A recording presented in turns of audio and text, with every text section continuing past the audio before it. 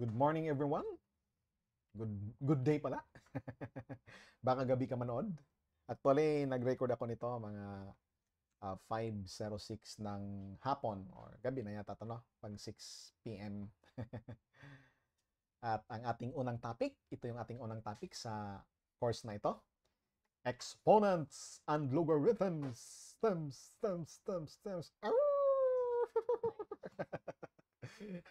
Pisa natin. So, nandito lang tayo sa bahay, work from home tayo. Natural. Nakarinig kayo ng mga kalaskas ba tawag nun? I don't know anong Tagalog, basta yun na yun. Mga sound tunog bahay. Okay? Normal lang yan. Nandito tayo. Una, umpisa natin. May may nag-text. Pasensya na. Ay, nag-load. May load pala. Mamaya ko na taas ikasuhin. Laws of exponents, or we call this class the index law. We have this quantity a raised to n. Ang ibig sabihin yan, class, meron, this is equal to a times a times a times a and so on. Magkakaroon tayo ng n factors of a. Ang ibig sabihin nitong n factors of a, palit ako ng laser pointer. Ang ibig sabihin nitong n factors of a ay meron tayong a na n piraso ang bilang multiplied to each other.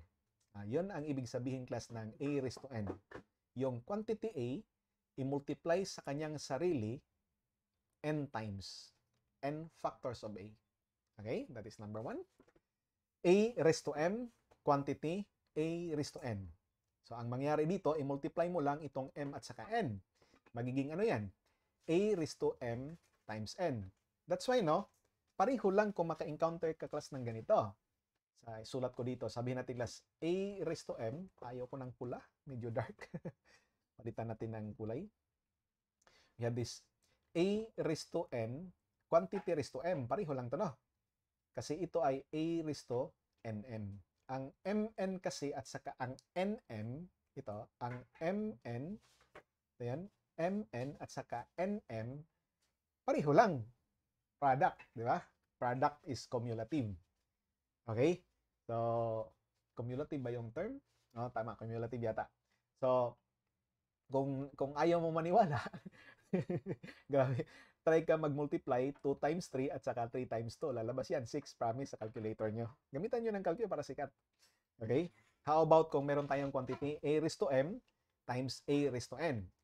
Regardless of the value of m and n, kahit anong mga value pa yan, ang importante dito, class, no, sa number 3 natin, ay pareho yung base a. Ang mangyari sa mga powers, ma-add up lang. So, magiging a raised to m plus n. Ganun lang. Kapag meron tayong a raised to m over a raised to n, magiging, instead na addition, magiging subtraction lang yan. A raised to m minus n. Actually, itong number 4, class, no, siguro first cousin to or kapatid lang to ni number 3. Pareho lang actually yan. Nangyari lang dito na ang n mo ay negative. Di ba? What will happen kung ang n mo ay negative? Ito yung mangyari. Tingnan nyo, ha, isulat natin. Number 3 tayo pero ang ating n ay negative. Tingnan nyo. Magiging ano yan? A raised to m times a raised to negative n. Mangyari niyan ay a raised to m plus negative n, di ba? So, ang lalabas niyan, class, ay a raised to m minus n. Ito yan. Kung baligtarin natin, magiging a raised to m over a raised to n natin yan. Kung i-reciprocal na natin tong negative n. May property pa tayo niyan dito sa baba. Basta, ang ibig sabihin lang natin ngayon, no, na itong dalawa, si number 3 at saka si number 4, magkapatid yan, baby. Pareho ang kanyan, ama't ina. Ito. Meron tayong factors, tatlong factors dito, A, B, and C. Ang product nila, naka-raise to n. So, ang gagawin mo lang dito, class, ay isa-isahin mo lang pag raise to n yung bawat factor. So, meron tayong A raised to n times B raised to n times C raised to n. Actually, kahit ilang factors tayo dito, class. Kahit ubusin pa natin yung alphabet, meron kang D raised to n hanggang sa Z raised to n, i-multiply mo lang yung bawat isa, naka-raised to n sila lahat kung nasa loob sila lahat ng ating groupings na naka-raised to n. Okay? Ganun na. Mga law of exponents. Ito, meron tayong quantity A over B, quantity raised to N. Pareho to class sa kanina, product. Ngayon naman, division. Pareho lang dito class. Isa-isahin mo lang pag raised to N yung bawat quantity dito sa ating quotient. So, magiging A raised to N all over B raised to N. Okay? May paulit-ulit tayong mga encounter na ganito. No? Maraming ma-encounter dito eh. Hindi naman to kailangan class, no? Kasi special case lang to ng number 4 actually. Okay? Pero dahil paulit-ulit to, isulat na lang natin. Ito ay magiging 1 over A raised to N. Bakit nasabi ko to class na special case lang to ni number 4? Ito ay case ng number 4 kung ang M natin ay 0. Dito ko isulat. Kapag ang M natin ay 0, tingnan nyo ha. A raised to 0, number 4 tayo. A raised to 0 all over A raised to N. Ano mangyayari dyan? Magiging A raised to 0 minus N. Actually, ito yung case. Ito yung class A raised to negative N. Ito yung case number 7. Ito yon. Ito yung given answer dito. Ang result daw niyang class ay 1 over A raised to N. So, anong ibig sabihin nun? Ang ibig sabihin lang na itong quantity pala na to, itong quantity na to ay equal to 1. Alam natin, any number raised to 0 ay equal to 1. Provided, meron yang exemption, isang exemption lang. Provided ang A mo ay hindi 0. Kasi kapag 0 raised to 0 class, take note na ang 0 raised to 0, sa calculus, tinawag to na undefined na number. Marami, mahaba ang usapan dyan para sa pag-define na undefined na ang numerong yan. 0 raised to 0. O kahit anong numero na, basta wag lang 0, pwede to class actually dito imaginary number or complex number itong base natin, itong A. Kahit siya class trigonometric, logarithmic, or whatever class, basta wag lang talaga 0. Pag i-raise to 0 mo siya, magiging 1. Okay?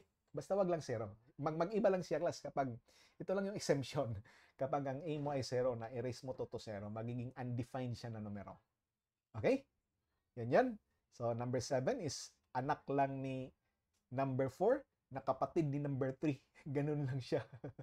Sunod-sunod lang sila class. Sunod. A raised to 1 over N. Ito, ang ating power ngayon ay fraction. Ano mangyari dito? Pareho lang class. Tingnan mo lang yung mga radicals. Punta tayo sa radicals kasi nabilong to siya sa radical na exponent na pwede natin i-convert into radical form. Proceed tayo to the next. Na. Kung gusto nyo mag-note siguro, pwede nyo i-screenshot yan. I-post nyo lang sandali. Ito. Properties of radicals. Yun yung una class, yung kanina finish natin. Ito actually ay nth root of A. Yun yung nth root of A. That's why kung maka-encounter tayo no, ng A raised to 1/2, kung isulat natin dito, A raised to 1/2, parehong orange, ayoko. I don't know, makikita nyo dyan, nagpapalit ako ng kulay, hindi yata. A raised to 1/2, this is the square root of A. Natural, no? Nasanay tayo na hindi na actually sinusulat yung 2 na yan. Sinusulat lang natin ang 2 kapag hindi square root ang pinag-usapan. Like cube root, sinusulat na natin yung numero. Pero square root, hindi na. Okay? Understood na siya na 2 ang nandyan. Ayos lang? That is the nth root of A. Now, how about kung meron tayong A raised to M over N? A raised to M over N. Anong mangyari dyan? Magiging, take note na ang 1 over N ay nth root. Tapos meron kang A raised to M. So, pwede yan magiging A raised to M is nth root pala of A raised to M. Para mas makita nyo yan, class, isulat natin ng ganito. A raised to M quantity raised to 1 over N. Kasi according to our exponent number 2 yata yun, exponent number 2 kanina sa previous na page, i-multiply lang tong mga powers na to. Okay? Ito, multiplied nito, M times 1 over N, magiging M over N lang. That's why ang result nito ay magiging ito na. the nth root of a raised to m. Okay? Take note no na pwede sila mabaligtad, di ba? Kung multiplication class, ang m ang 6 times 2, pareho lang sa 2 times 6, di ba? Hindi magkaiba yon. That's why, pwede natin siya isulat ng ganito. A raised to 1 over n, quantity raised to m. Kapag ganyan ang pagsulat class, kapag i-convert na natin into radical, medyo pangit siya tingnan.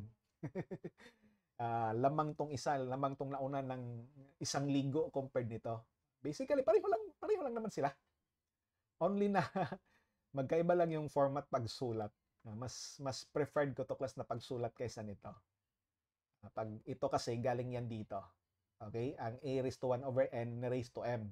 Samantalang ito, ang a raised to m na raised to 1 over n. Yun yung kaibahan nila. Okay?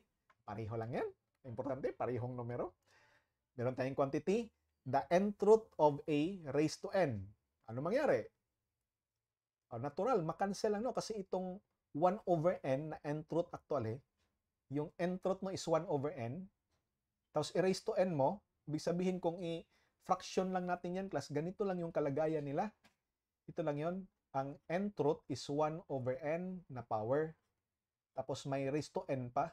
Ang mangyari dito, itong 1 over n times n, magiging n over n. That's why, ang result niyan ay a raised to 1 lang. Ganyan lang siya.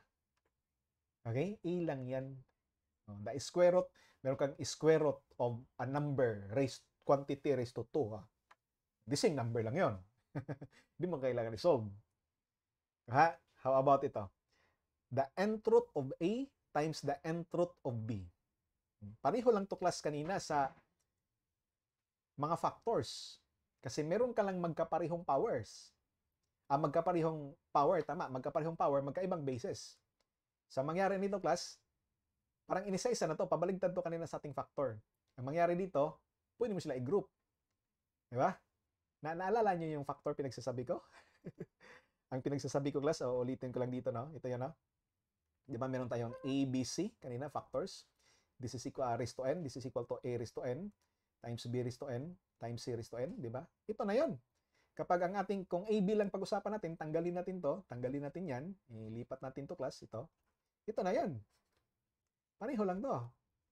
A raised to n, B raised to n. Pero ang nangyari dito, no, yung ating, instead na ang ating power ay n, sabihin lang natin dito class na instead na n para hindi tayo mag-clash ng mga, excuse me, hindi tayo mag-clash ng mga tawag dito, ng mga notation dyan. Tawagin natin to na A raised to m na lang. Okay, para sikat. Yan. A raised to m. So, ang mangyari dyan class ay, kung ang inyong power dito class ay A raised to AB raised to 1 over m or 1 over n na. Anong mangyari? Magiging A raised to 1 over n times B raised to 1 over n. At ito na yung class, pabaligtad. 1/2 tuloy. Pabaligtad lang tayo. So, magiging nth root of A times the nth root of B. Yan yun. Diba? Okay lang ba? Ganito lang yun kasi ang title nito class, review. Review to eh. Medyo may kabilisan talaga, ganun kami sa review center. Ang aking pagtuturo dito na hindi to kurso na tuturuan ka basic. Hindi to sa dito. Huwag kang mag-expect ganun class na isa-isay natin yan na himay-himay natin yung masyado. Although himay na to class pagdating sa review center. Ginagawa ko ngayon. Okay? Himay na actual ito. Assume to na nag-enroll kayo sa isang university or sa isang school na nag-take kayo ng algebra. Tapos dito, nag-enhance lang tayo ng ating mga skills. Yun lang yung trabaho natin dito. Ini-enhance, kinokorrect yung mga hindi tama na principle na hinawak-hawakan mo. Lilinaw class, pinapatatag yung pag-atake mo sa problem. Yun yung gagawin natin dito. Okay? Ito, sunod. The nth root of A all over the nth root of B. Pareho lang yung class, no?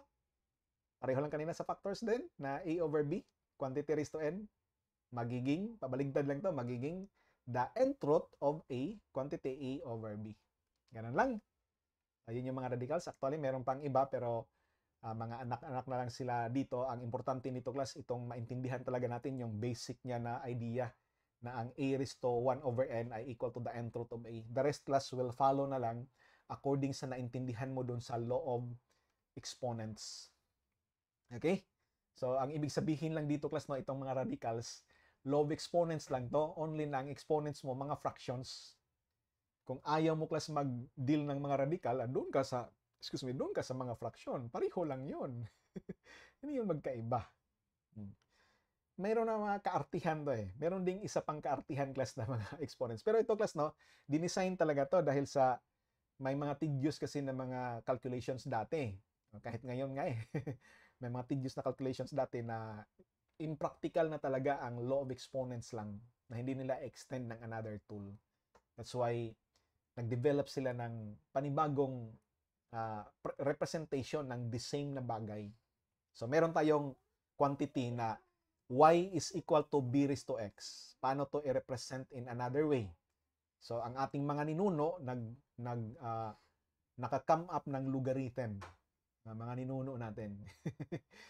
So, if we have this quantity, then masasabi natin na ang logarithm of y to the base b is equal class to x. Ang iba dito nalilito eh, pero pag makita mo ninyo mamaya class, hindi ka dapat malito nito doon sa ating example. Okay? Madali lang actually yan mahabol. Bakit ganyan yung kung bakit ginano nila, no, sila yung tanungin mo, pero kung tayo ang mag-adapt sa ginawa nila class, madali lang natin to ma-trace kung bakit ganyan yung format ng logarithm kung galing siya dito sa exponential form. Ang ating exponential form, ang katumbas to na logarithmic form. Okay? Makikita mo dito base b, ito yung power ng x, doon sa logarithm, ito yung value ng function dito sa exponential form. Okay? Tingnan natin.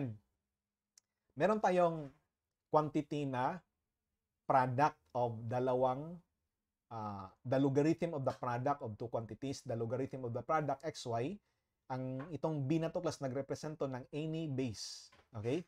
Is equal to the logarithm of x to the base b plus the logarithm of y to the base b. Ang ibig sabihin class, kapag meron tayong product, i-add mo lang or product ng logarithm or logarithm of a product, nabaligtad ako. Ulitin ko. Kapag meron tayong logarithm of a product of two quantities, equal lang yan sa sum ng individual nila na logarithm.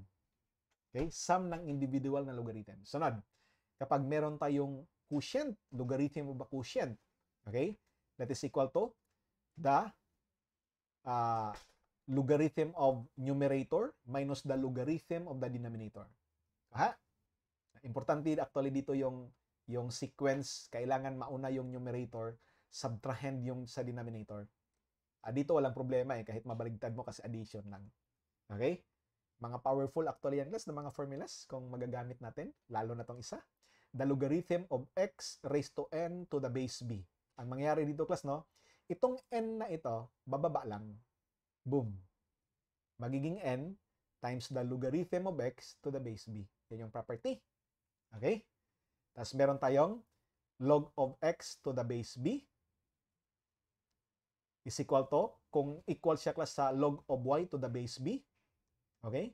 Kung ganito lang, no, basahin natin to ng buo. If the logarithm of two numbers are equal, then the numbers are equal. Yan yun na. Natural. Hindi yan unique sa logarithm actually. Kahit sa tangent. Di ba? Kahit sa ibang uri ng function. Kung ang tangent ng dalawang angles are equal, ibig sabihin ang mga angles ay equal. Gets nyo? Sabihin natin class, no, para mas malinaw. Sabihin natin, ang tangent of theta ay equal to tangent of alpha. Anong masasabi mo sa theta at saka alpha? Natural, ang theta at saka alpha are equal din. Wag mo yung tingnan na cancel yung tangent. Na-cancel yung logarithm. Hindi. Ang konsepto niyan, dahil equal yung kanilang mga tangents, ibig sabihin, equal yung kanilang mga angles. Ganon din dito. Dahil equal yung kanilang mga logarithms, ang ibig sabihin niyan, equal yung mga numbers na yun. Okay? Murahin ko yan. Boom. Yan. Ito class. The logarithm of 1 to the base b to any base ay equal to 0. O, nakita niyo bakit sa ating law of exponents? Kasi take note class, no, na itong logarithm na to ay exponents pa rin to. Doon pa rin to sa ating part 1 kanina, na dinefine lang in another way. Tinawag nila na logarithm. Bakit ganito? Kasi any number, any base raised to 0 ay equal to 1, provided ang b mo ay hindi 0. Actually, no, isa to sa mga sagot class, bakit ang logarithm hindi pwede naka-base 0? Hindi pwede naka-base 0. Kasi yun yung mag-define, mag-undefined ka eh.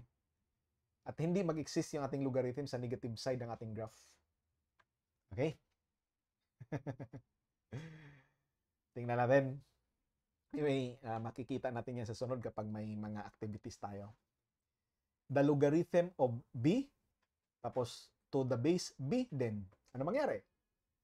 1. Bakit less? Kung tingnan mo dito, this is actually b raised to 1 is equal to b. Natural na. Ito yan eh. The logarithm of b to the base b is equal to 1. Actually, that is b raised to 1 is equal to b. Yan yan. Property ng logarithm.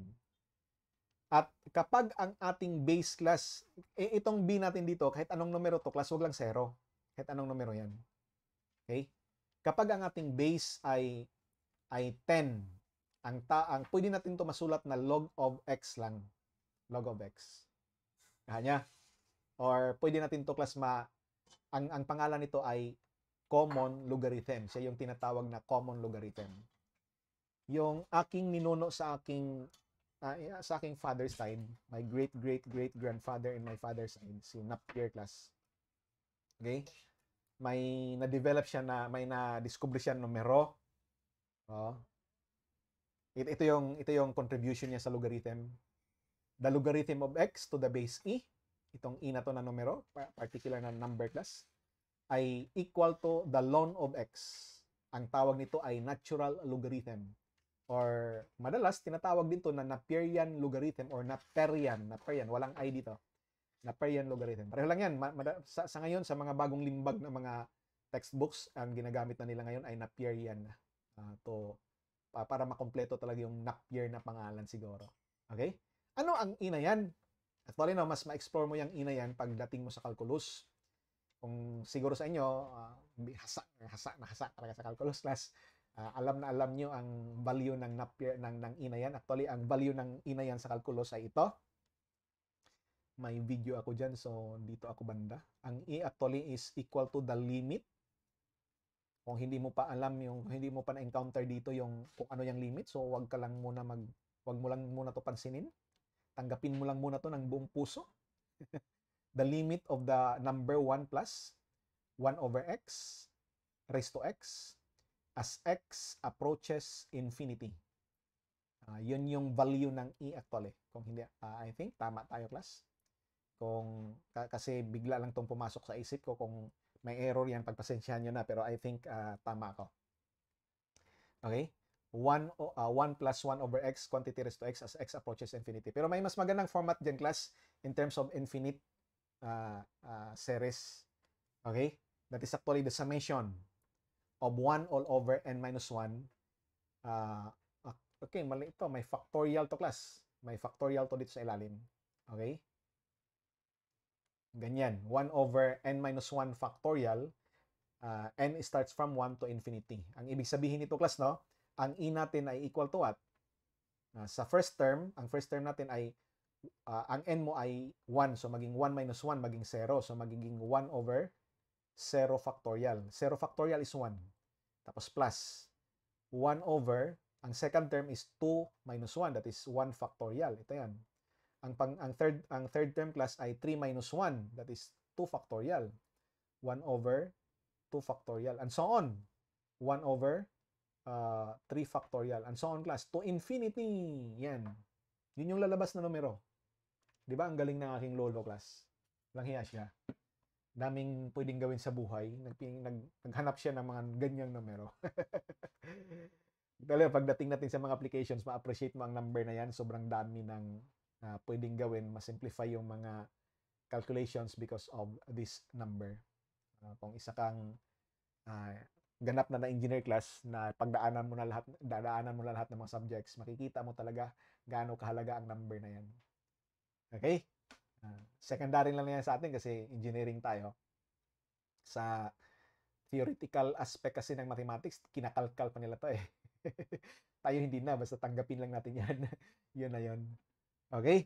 Yan yung Napier. Yan yung mga property ng logarithm class, meron pa dyang hindi na-discuss. Actually. Ayos? Saya, no? Lahat actually pinag-usapan natin ngayon, puro lang yan related doon sa law of exponents. Mga exponents lang to class in another format. Kanina, radical, exponent pa rin in another format. Ito, logarithm, exponent pa rin yan in another format. Okay? Ito. Example, if the logarithm of x to the base 8 is equal to negative n, then x is equal to sa palagay nyo, ano yung sagot? Ano sagot nyo? Ang natipuhan nyo, yung kan lang. Hindi mag-calculate. Ano sa palagay nyo? Natural, no? Kung kabisado mo ang pag-transform ng logarithmic to exponential and vice versa, from exponential to logarithmic, sisiw lang yan. Walang problema yan, class. At yun yung gagawin nating solution ngayon. Ito yan. Exponential to logarithm. So, ito yung class. Tingnan nyo, ha? I-check ko muna kung nagre-record ako, baka hindi. Nagre-record ako, class. Okay? Wala tayo sa momentum yan pag hindi tayo nag-record. Dada ako dito, hindi pala nagre-record. Okay? So, tingnan nyo, ha? Ito yung ating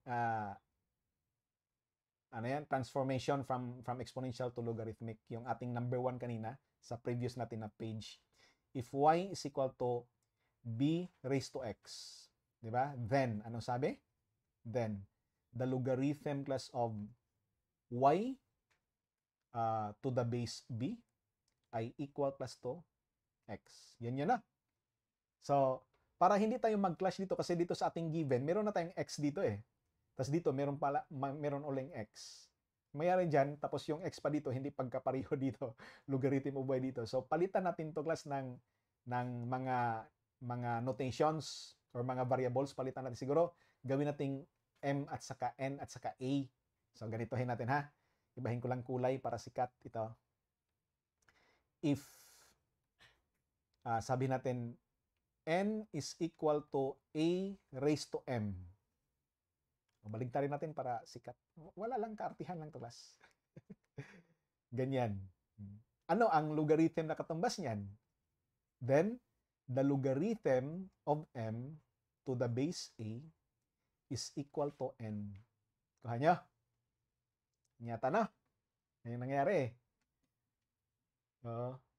Sir, kailangan ba i-memorize yan, sir? Ako, na-memorize na lang, class. Pero actually, hindi yan kailangan i-memorize. May paraan kasi yan ma-memorize mo siya eh. Mamaya pag-usapan natin. Kasi nakakalito yan eh, pagpalit-palit.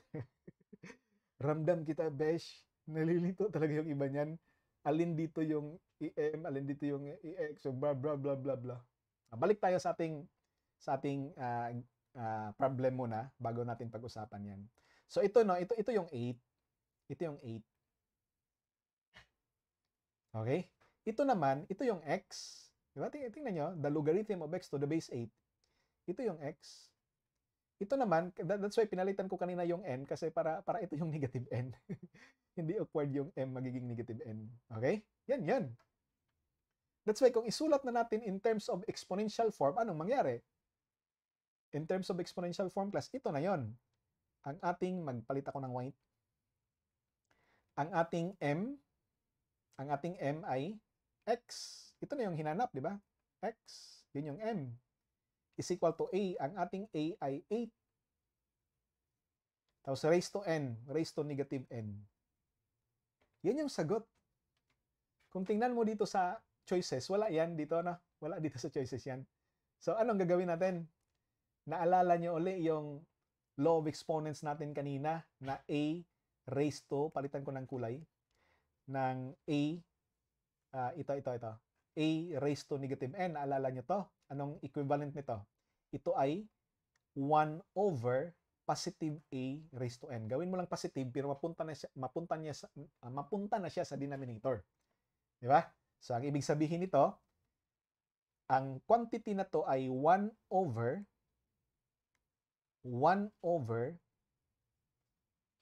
8 raised to n. At ito yung sagot, letter C. Ganyan na. Oh, sir, pagdating sa board examination, mayroon mang ibang paraan pag-solve? Yes. Mag-assign ka lang ng value ng x. Mag-assign ka ng value ng x. Sabi natin, class, what is the logarithm of x? Importante yung calculator mo, merong another base na logarithm kasi yung ibang calculus wala. Ito yung luma kong calcio, wala na rin tong mga sulat. Yung isa kong calcio, meron tong logarithm ng kahit anong base. Okay? Now, depende yun sa calculator mo na hawak. So, kung ang inyong calculator class na hawak ay walang pag-change ng base, walang kahit anong base, mapilitan ka mag-change base rule. Okay? So, ganito na lang, no? Mag-assign ka ng value ng x, i-calculate mo. Sabi natin, x is equal to 24. So, i-calculate mo, class, the logarithm of 24 to the base 8, kung capable ang inyong calculator for that. Ilagay sa memory address. Take note na negative n yan. Yun yung value ng ating negative n. Iisa-isahin mo dito, class. Diba? Or palitan mo, siguro isolve mo yung n. I-multiply mo yun ng negative. So, ibig sabihin, no, isulat ko lang siguro, ang ating logarithm of x of 24 yung sinabi ko, no, to the base 8. Ilagay mo to sa times negative 1. Okay? Equals, tapos times negative 1. Para yun yung inyong n. Ito yung inyong magiging n. Sa calculator yan, operation class, pangit naman. Burahin ko yung i-proper natin pag-present. Now, this n is equal to negative the logarithm of 24 to the base 8. So, meron kang ganito. Kung ang inyong calculator class capable na maglagay ng base na 8. Kapag hindi, walang kanyan, mag-isip ka ng ibang paraan na ma-input mo yan. I-discuss natin actually mamaya. So, meron kang value ng ganyan. Okay? Now, tingnan mo dito, class. Kung ano yung value ng x. Kasi ito, ang hinanap natin dito, what is the value of x? Take note, class, yung ating x dito, 24. Sino sa kanila ang magbigay sa'yo ng 24? Ito ba letter A? Tama ba kung pinagsasabi ko? I-try natin, class, back. Negative logarithm. Wala yata ako ditong base 8. So, mag-change base rule ako. 24 all over the logarithm of 8. Okay? That is negative 1.5283. Yun. Ilagay ko sa isang memory address. Nilagay ko sa memory address na A. Okay? I-check ko kung nandun sa A. Hindi ko nalagay. Ano yun? Ayaw na. Nawala tuloy yung aking kinalkyo. Saan ka na? Yan. Ito. 1.52. Ano to? Shift store. Shift pala. Nasanay ako na sa hindi naka-shift. Yung isang kong calculate kasi hindi naka-shift. So, negative 1.52. Na-store ko na. I-confirm ko lang na na-store ko na. Negative 1.52. Okay. Na-store ko na sa memory address na A. So, letter A. Letter A ako, class. 8 raised to alpha A. Hindi 24. Hindi siya sagot. Letter B. Letter B ako. 1 over 8 raised to negative. Sa negative nito. Tama. Alpha A. 1 over 24. Hindi 24. 1 over 24 siya eh. Hindi siya sagot. 24 ang hinanap natin kasi yun yung inassign natin sa value ng x. Yun dito. Letter C. Letter C na tayo. 1 over, i-positive ko lang to, i-edit ko lang to, class. I-positive ko lang yung power. 24 lumabas. Ayun na yung sagot. Siya yung sagot, class. Kasi siya yung nagbigay sa ating assumption na 24. Ganun lang, no? Pwede mong gawin, gamitin mo yung choices. Wag mo na evaluate yung hindi, yung sunod, baka magkapareho pa rin. Ay, kung yan, class. Very rare yan mangyari. Kung may magbigay sa iyo na examiner, no, or na teacher mo o professor mo class, wala siyang control actually sa value na 24 na gagamitin mo. Wala siyang control niyan. Ikaw ang may control niyan, class. Pwede mo gamitin yan, no? By trial and error tawag natin dyan, using the choices. Ang tawag sa mga Bisaya, gilubot pag-solve. Okay? medyo pangit nung term, pero yun yung term ginagamit madalas na narinig ko. Gilubot pag-solve. Lubot to na pag-solve. Sayon ra. Astig. Okay? Yun yung ating sagot. 1/8 raised to n. Okay? Now, pag-usapan natin class no, yung pag-transform, kasi ang iba talaga nito, ang iba talaga ay medyo hindi siya friendly pag-transform actually. Di ba? Nalilito actually pag-transform. Meron tayong i-apply na properties ng logarithm na gagawa natin. Ito mismo yung tingnan mo class, ito mismo. Tingnan mo. Lagyan mo lang logarithm both sides. Di ba? Ito 'yan, y is equal to b raised to x. Mag-apply tayo ng multiple na property ng logarithm. Ang gagawin natin, lagyan natin to ng logarithm, gawin natin tong logarithm to the base. Kung ano dito, to the base b. So, logarithm din to the base b. Hindi natin nabago ang value class kasi equal sila. Ginawa natin logarithm, equal pa rin yan. Hindi yan nagbago. Wala tayong na-violate na rule sa mathematics. Okay? Property ng logarithm class, kung natandaan nyo kanina, ito yung property na to. Balikan natin ha, itong property na to. Ito.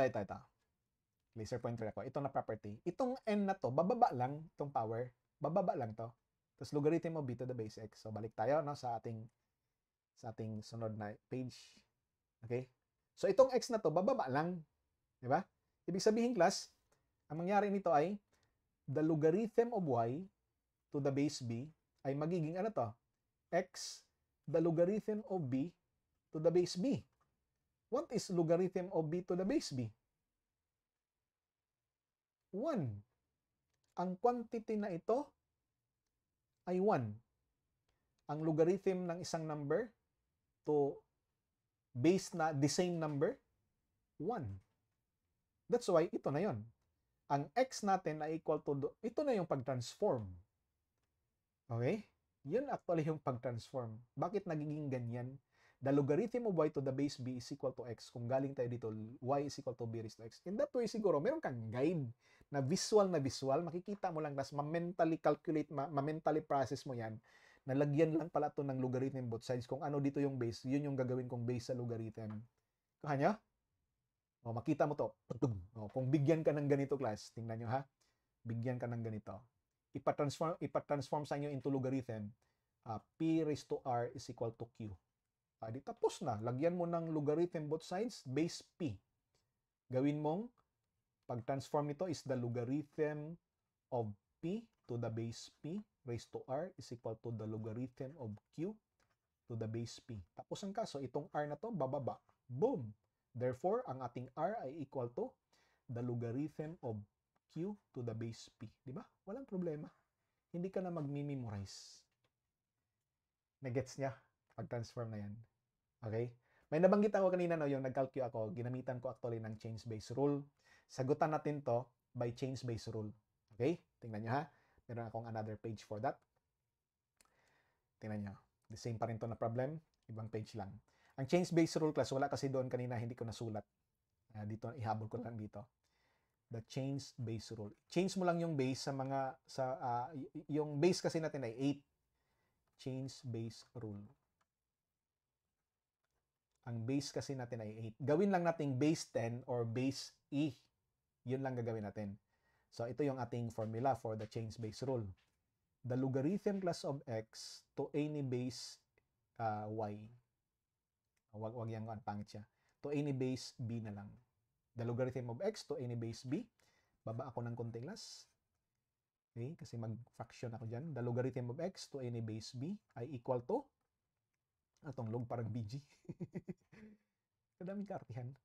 The logarithm of x to the base b, excuse me, ay equal to the logarithm to the base 10 of x.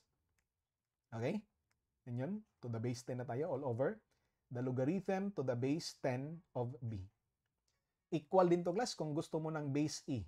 The ln of x all over the ln of b. Yan ang ating change base rule. Kuha niya. Madali lang na. So with this tool natin class or bala na meron tayo ngayon, pwede natin i-attack yan sa problem na ito using change base rule. Tingnan nyo. Ang gagawin ko dito ay the logarithm of x. Tingnan nyo ha. The logarithm of x to the base 8 is equal to negative n. Anong gagawin ko? Gawin ko to class na parehong base 10. Okay? So the logarithm of x, pwede ka mag-base e, walang problema, over the logarithm of 8.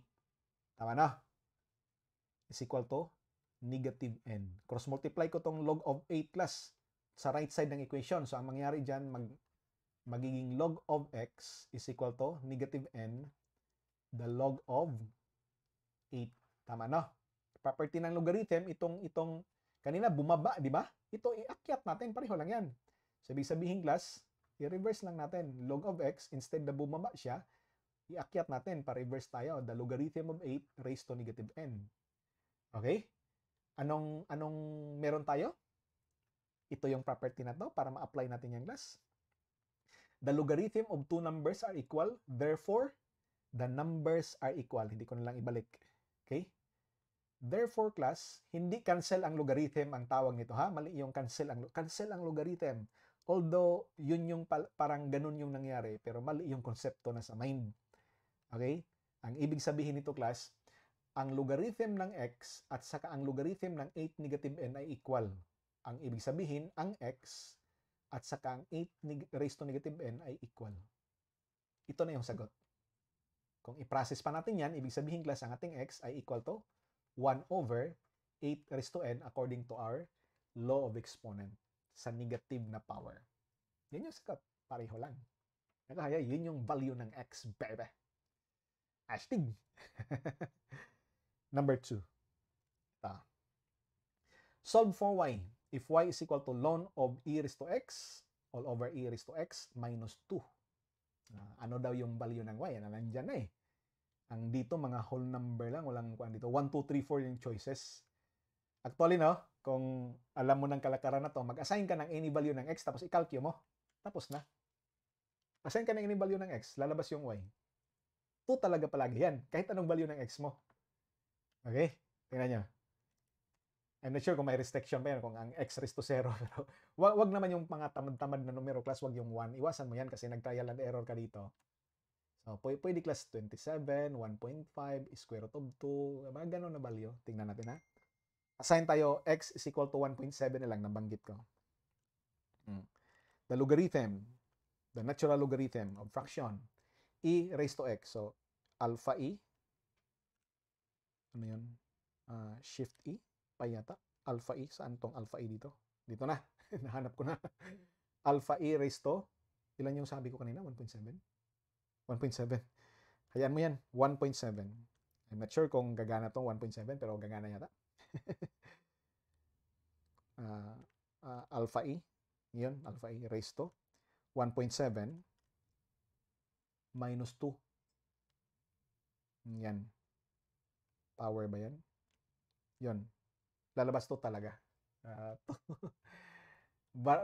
Mag-assign ka lang ng any value ng x. I-proper lang natin no pag-solve. Okay? Proper lang natin. Ganito siya. Para may kuan tayo, gusto lang natin i-process. Y is equal to the ln of e all over e raised to x minus 2. Property ng logarithm class. I think number 3 yon kanina. Property ng logarithm na what? The logarithm of a quotient is equal to what? The logarithm of the numerator minus the logarithm of the denominator. Yan yun, no? Logarithm of a quotient. So, we have this, the ln of e minus what? The ln of e, e raised to x pala to. The ln of e raised to x, okay? Minus the ln of e raised to x minus 2. Yun yun. Yun yung ating pag-explode ng ating quotient into individual na logarithm. Okay? Logarithm siya ng difference ng numerator at saka denominator. So, ang property natin last na isa, ano yan? Itong power na to bumaba. Diba? Yung kanina sa number 1, pinaakyat natin. Ito, ibaba natin. Yun yung original eh. X ln of e is equal minus what? Itong x minus 2, bababa din. Magiging x minus 2 ln of e. What is ln of e? Take note class na ang ln of e equal yan class to the logarithm of quantity e to the base e. 1. 1 lang yan, no? Ang log of 10 is equal to the logarithm of 10 to the base 10. 1. Okay? 1 lang yan class. Ibig sabihin, ang matira ay x minus times 1. Isulat ko lang para sikat, para may maraming susulat. X minus 2 times 1. Okay? So, meron tayong x minus x, 0, negative, negative, positive. The answer is positive 2, letter B. Ganun lang na. May malang yan ang problem class. Kahit hindi isolve, kanina nag-assign lang tayo ng value ng x, nakuha natin yung value na yan. Sunod. The logarithm of the product of two numbers is given, while the logarithm of their quotient is also given. Determine the first number. Now, ang tanong dito, no, kasi dalawa to eh. Ang tanong dito, ano yung unang numero? So, paano natin i-define alin sa dalawang numero na gagawin natin ang una? Sabi natin class yung isang numero ay x. Sabi natin, let x and y the numbers. Tanong, alin dito yung naunang numero? Si x or si y? What do you think? Si x sir kasi siya yung nauna sinulat eh. Hindi dito na level class makuha mo. Dapat meron talaga tayong precise na definition kung sino sa kanila yung unang numero. Saan kaya yon? Tingnan nyo sa product ha. Unahin natin sa product.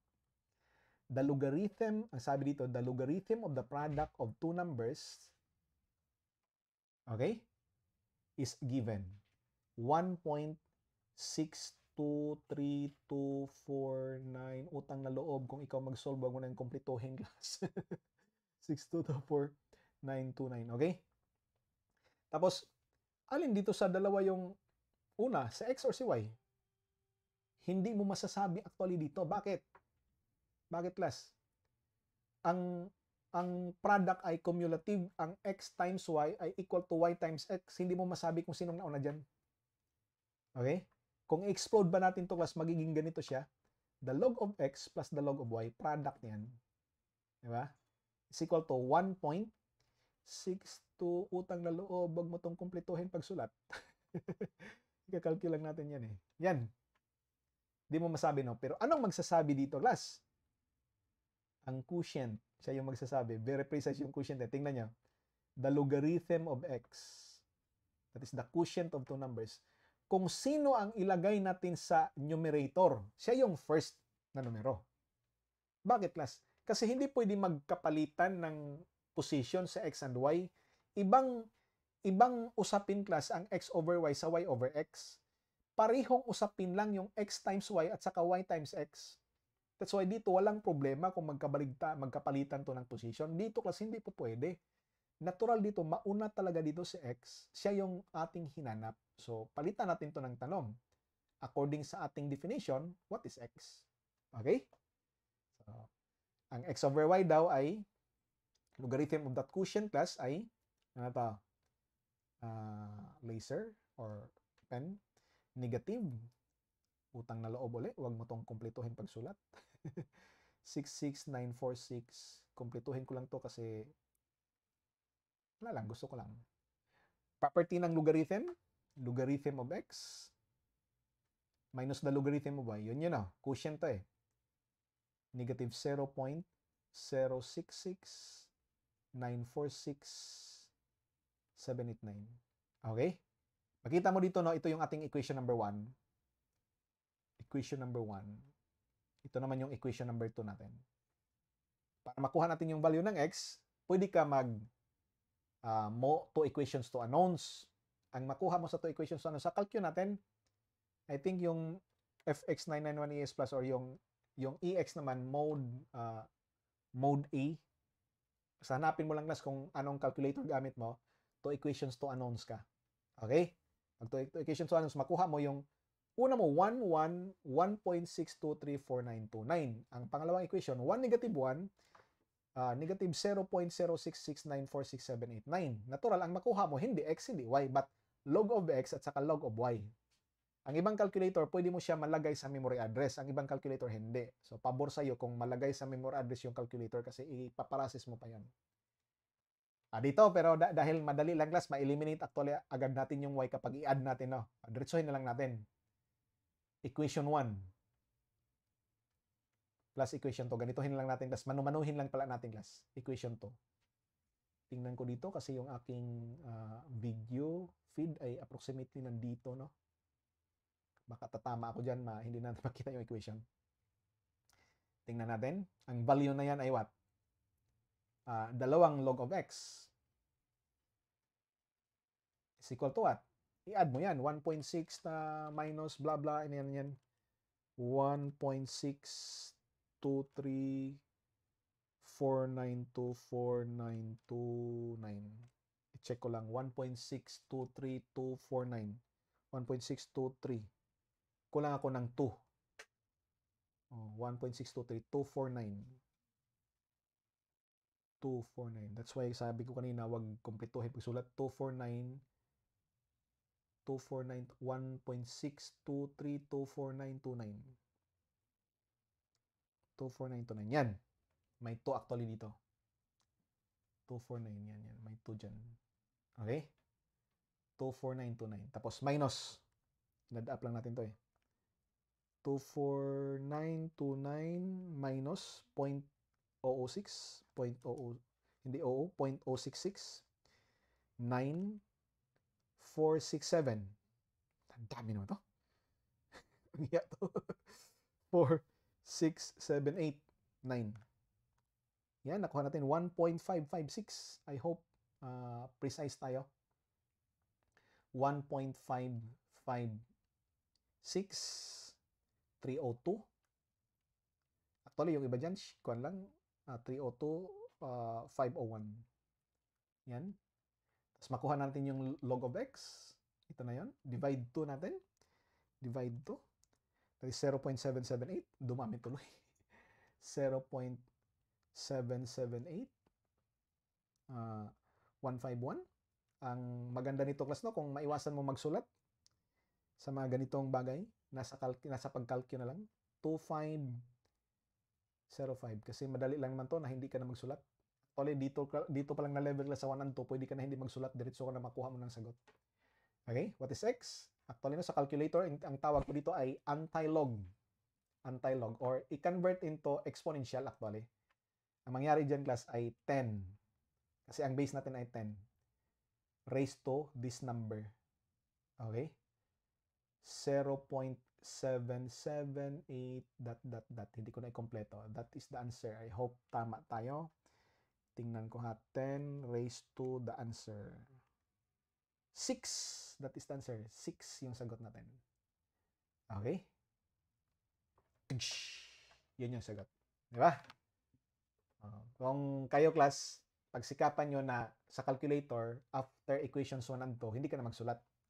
Lalo na kung ang inyong calculator class ay merong ang dati kasi ng mga calculators, kapag mag 2 equations to unknowns ka, 3 equations to unknowns, ang mga value ng x, y at saka yung z, hindi mo malagay sa memory address.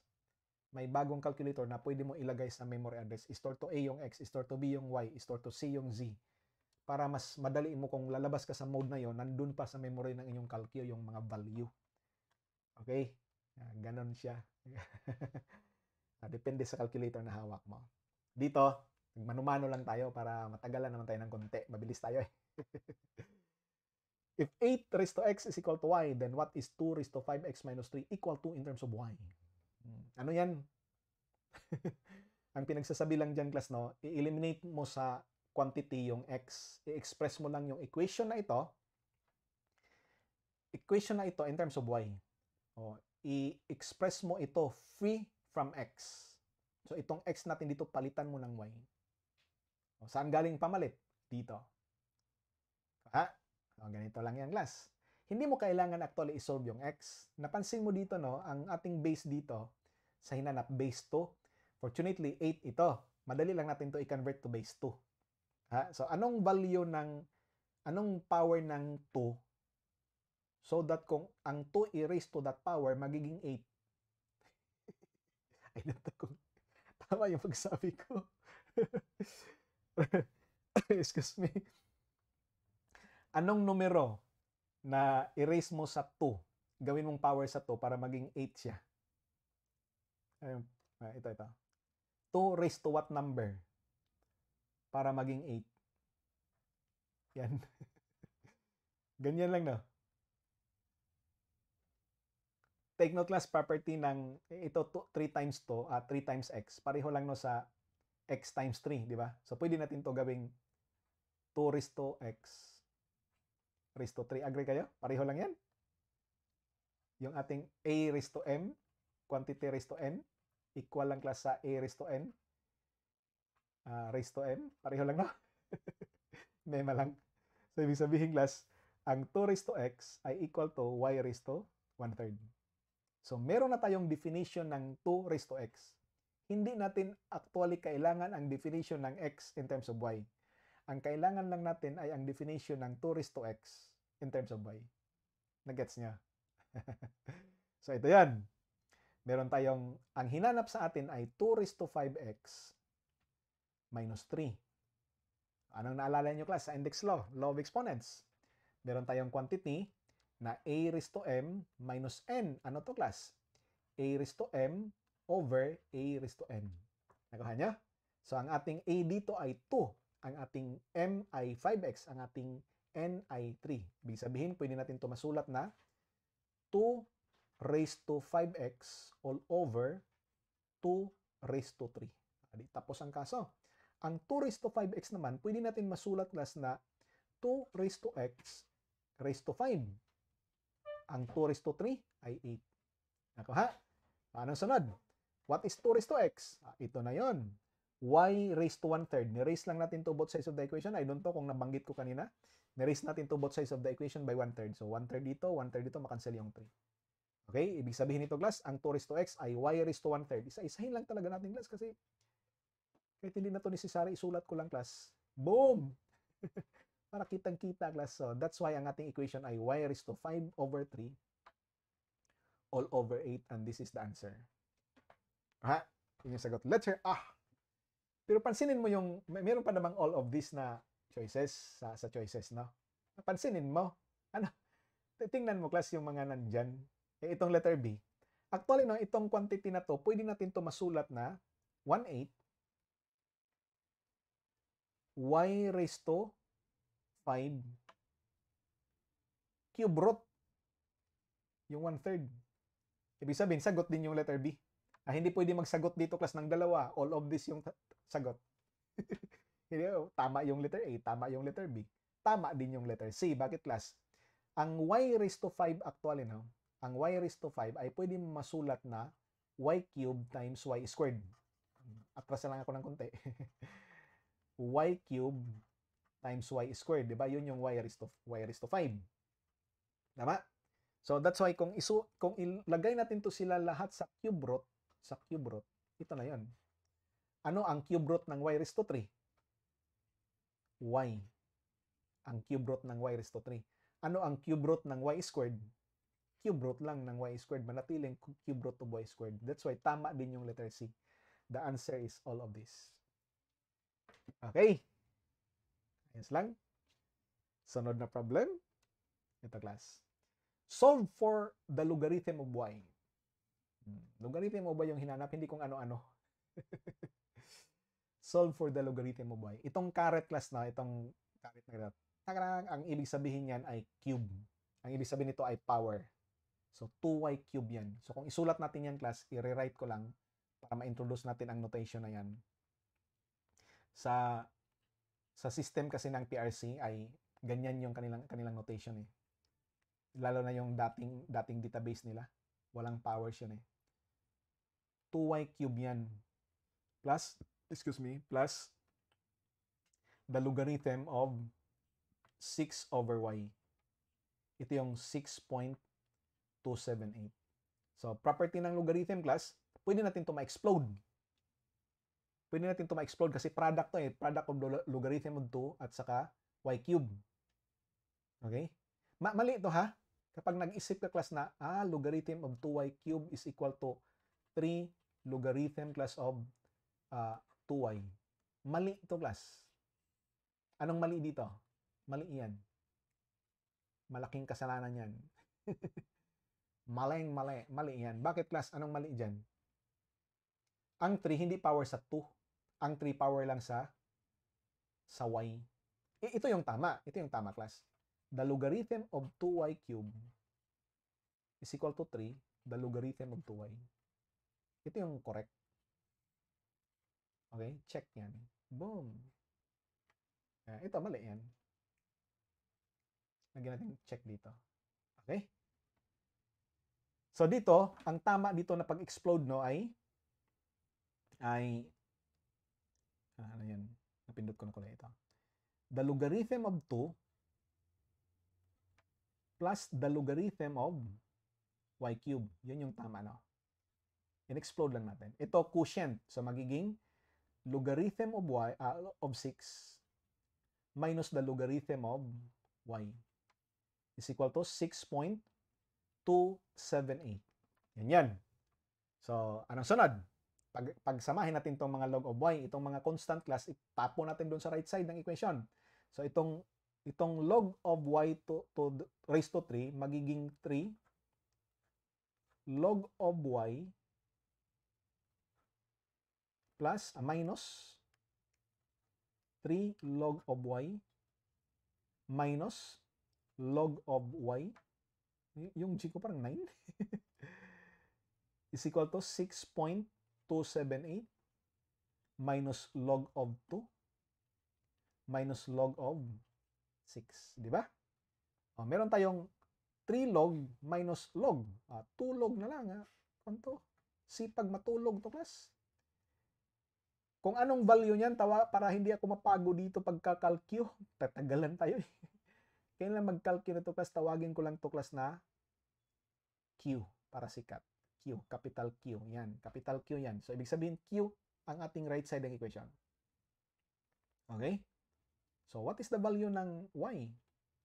Kanina class, napansin natin to na i-convert anti-log sa calcio. Ang lalabas sa screen actually is 10 raised to x. So, anti-log, 10 raised to q over 2. Diba? Kasi i-cross multiply pa natin tong 2. Yun yung sagot natin. Okay? Yun yung sagot. Letter A. Letter A ba sagot dito? No, letter D pala. Letter D. Yun yung value ng y. Mali yan. Mali yan, guys. Bakit mali yan? You know, dapat mag-ingat-ingat sa mga konting bagay lang to naman, pero siguro nabasa nyo na bakit mali yan. 6.278. Ang laki naman, 397. Umabot ng 397. Divide 2. Parang something is wrong. Tama. 10 raised to something eh. Mali yan. Bakit mali yan, class? Kasi ang hinanap dito, hindi y. Ano hinanap dito? Log of y ang hinanap dito? Ito actually yung tanong. Buo to class na log of y. Ang q, i-divide mo ng 2, ito na yon. Ang sagot actually is log of y q over 2. Yun yung sagot. Okay?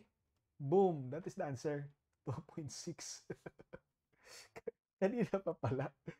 2.6 lang pala yung sagot. Okay? I hope tama yung numerical value natin kasi hindi na ako nagka-calculate dito. Sunod na problem. Find the value of x in 3 raised to 5 times 9 raised to 6. Okay? Times 3 raised to 2x. So, ano yung value ng x? Again, class, ang value na to ay ang ibig sabihin class ng caret na to or hat ay power. So, kung isulat natin yan, no? Ang ibig sabihin ng equation na yan ay 3 raised to 5. Ayoko ng pula. Palitan ko ng dilaw. 3 raised to 5. Times 9 raised to 6. 9 raised to 6 is equal to 3 raised to 2x. Okay, anong gagawin? Maraming approach class. Ang pinaka-the best nito, shift solve, di ba? Shift solve. Makuha mo na yung value ng x. I-input mo lang ang equation na yan, shift solve.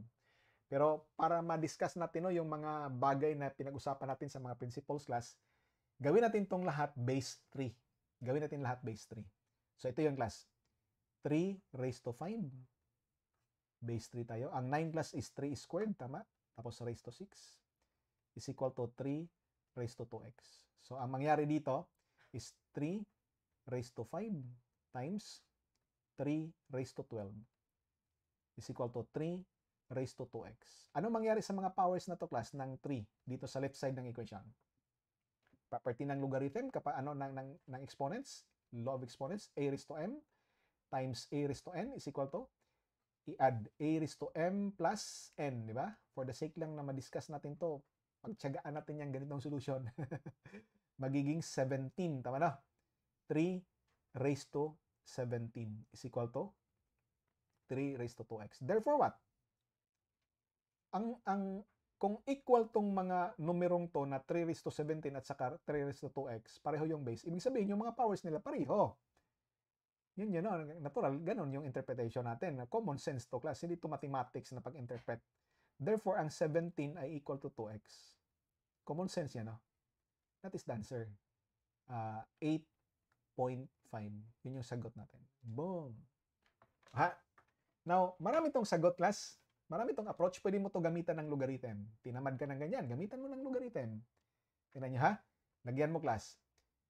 The logarithm, class, of 3 raised to 5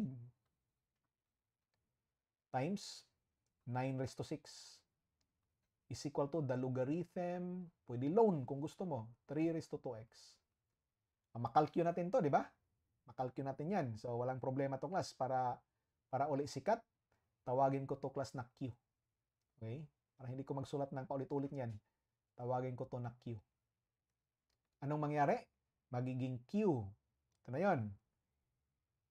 Q is equal to 2x, bumaba tong power na to, property ng logarithm, log of 3. So, solve na natin yung x.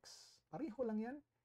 Q, whatever is that value, yung given class na Q, all over 2 log of 3. Or kahit yung x lang binaba, no? Hindi na yung class 2x. Nandito na, ituloy na lang natin to. Log of 3. Ayan yun. Kuha natin yung sagot sa x. Ganon pa rin yun, class. 8.5 pa rin yan. Okay? Pinaka-the best, shift solve, ha? Ano ba? Meron pa bang iba?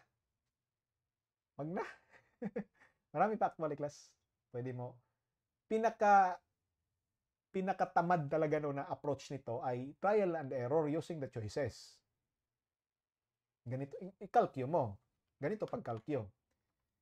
3 raised to 2 alpha x, pinakatamad talaga to class, minus 3 raised to 5 times 9 raised to 6. Alpha equals calc. Yan. Maghanap ka ng value dito. Dapat ang lalabas niyan 0. Kasi equal sila eh. Kapag isubtract mo yung dalawang equal, paglabas niyan 0. Diba? Aling value dito ang magbigay sa iyo ng 0, siya yung sagot. Natural, sa letter A pa lang ng 0 na huwag ka na mag-proceed sa iba. Baka mag-0 din, problema ka. Actually, hindi, no? Siya lang talaga ang mag-0 dyan kasi unique yan na value eh. Para magawa mo yung equation na yan. Okay? Isa din yan sa paraan. Last na problem. Ito. Solve for the sum x of x, m, and n from the following equations. X raised to m times x raised to n. System to class ng equations na hindi linear, hindi quadratic, basta equations. Meron tayong tatlong unknowns, x, m, and n. Meron tayong tatlong equations. Masolve natin to. Okay. So, anong gagawin? Ang tanong dito class ay sum. Hindi x, hindi m, hindi n. hindi product x, m, n, but sum. Okay? Ng x at m at saka n. Anong gagawin? Madali lang to. Itong gagawin natin class. Tawagin ko to class na equation number 1. Ha? I will call you equation number 1. Ito yan. Okay lang. Equation number 1. Sunod. I will call you equation number 2. Siya yun si equation number 2. Ito naman ay si equation number 3. Okay? Siya yung pangatlong equation. Hindi na ako magre-write. Ang gagawin natin dito, class, no, i-multiply natin. Kung napansin nyo yan, meron tayo ditong product, dito quotient. So, kapag i-multiply natin tong product dito, ang ating x raised to n, ma-eliminate. Napansin nyo? Ma-eliminate yung x raised to n. Tingnan nyo, class. I-multiply natin yung 1 at saka 3. Okay? Equation 1 times equation 3. Anong result? Magiging, tingnan nyo yung result nito. Magiging, ibahin natin kulay. I think gusto ko na mint green ito. X raised to m sa left side ng equation times x raised to n. Sa left side ng equation, sa equation number 3 ay x raised to m over x raised to n. Sa right side ng equation, ang equation number 1 ay 100,000. Sa right side ng equation ay 10. Di ba? Tapos ang kaso, anong mangyari dito, class? Meron tayong matira na x raised to m na dalawa nakamultiply to each other kasi ito makancel. Palitan natin ng pula para sikat talaga pag cancel. Cancel yan, cancel din to. Okay? So ang matira ay x raised to what? Anong mangyari sa mga powers? Regardless of the powers, basta importante pareho yung base, nakamultiply sila to each other, i-add mo lang. X raised to 2m. Ito, class, ay 1 million na, no? Kasi 1, 2, 3, 4, 5, 6. 1 million na, class. 1, 1, 2, 3, 4, 5, 6. Isipin mo na lang, class, pera. 10 100,000. So, meron kang 1 million. Okay. So, what is the value ng x raised to m? Ang x raised to m natin, class, that is the square root na, no? Kasi ito raised to 1 half, ito raised to 1 half, makancel yung power na 2. Ano yung square root ng 1 million? Whole number ba? Whole number yata. Square root of 1 million. 1, 2, 3. 1, 2, 3. Yan. 1,000. Boom! 1,000 to, class. Haya na. Meron na tayong x raised to m. Now, meron tayong x raised to m, masolve na natin yung n from equation number 2. Nakita nyo na. From equation number 2, class, tingnan nyo. Tingnan natin, ha? From equation number 2, anong kulay ko ginamit ko kanina? Blue. Yan, blue. Blue ba to? From equation number 2. Ano mangyari? Pwede natin yan isulat, class, na x raised to m according to sa ating law of exponents na ganito. Green. X raised to m raised to n. Tama na? Agree kayo niyan? 1 million din siya? Ala, grabe. Diba? 1 million din. Okay? Yun yung magiging bank account mo, class, pag engineer ka na. Lapit na yan. X raised to m. 1,000. Nasolve natin yan kanina. So, 1,000 yan, class. Ito yun. Laser pointer ako ito para klaro. 1,000. So, 1,000 raised to n. Ha? 1,000 raised to n is equal to 1 million. What is the value ng n? May example na actually tayo kanina, class, no? Na ginawa. Maraming paraan yan. Pwede ka mag-logarithm. Pinakamagaan logarithm, hindi ka mag-isip eh. Logarithm. Pero ang idea talaga dyan, class, maghanap ka ng power ng 1,000 so that kung erase mo siya, magiging 1 million. Ano yan? Power ng 1,000. Okay? Actually, square root, no? Kasi nakita natin yan kanina eh. 1,000 raised to 2, magiging 1 million siya. Di ba? So, ibig sabihin nito, class, ang ating 1,000 raised to n is equal to 1,000 raised to 2. Therefore, ang ating n ay equal to 2. Kuha? Meron na tayong n, meron na tayong x raised to m. Ano sunod nito?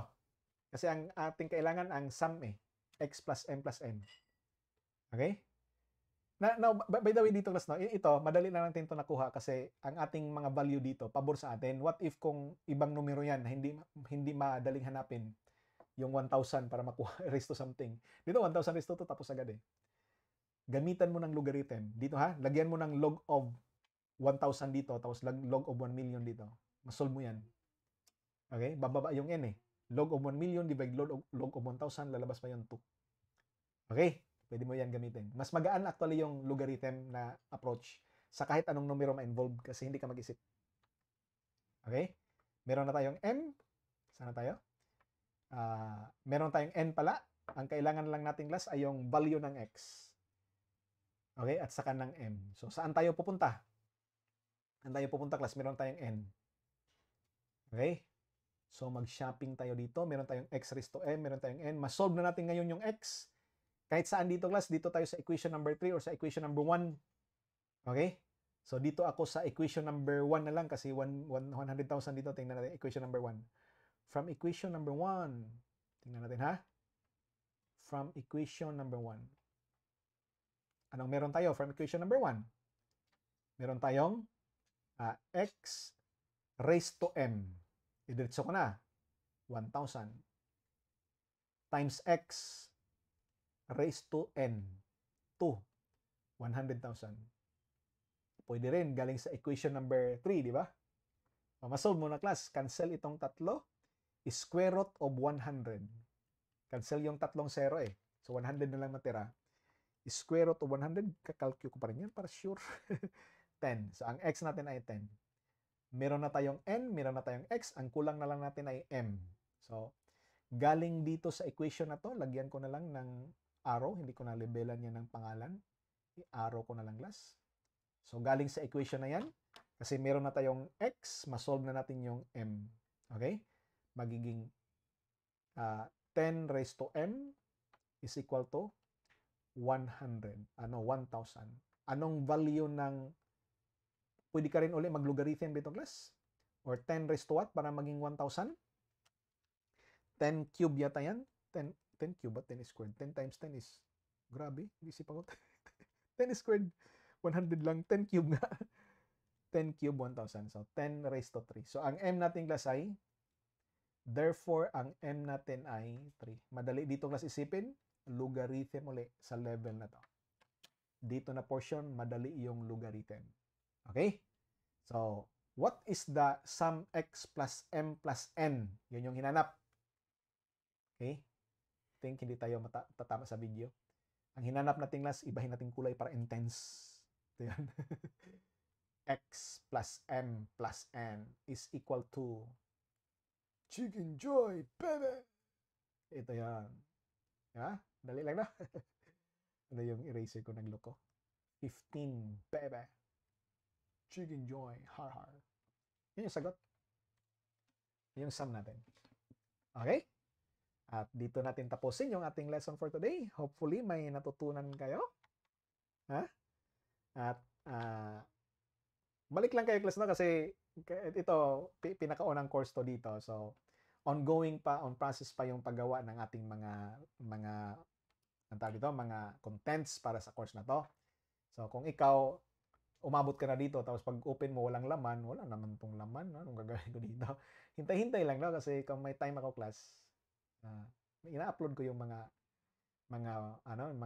dapat i-upload.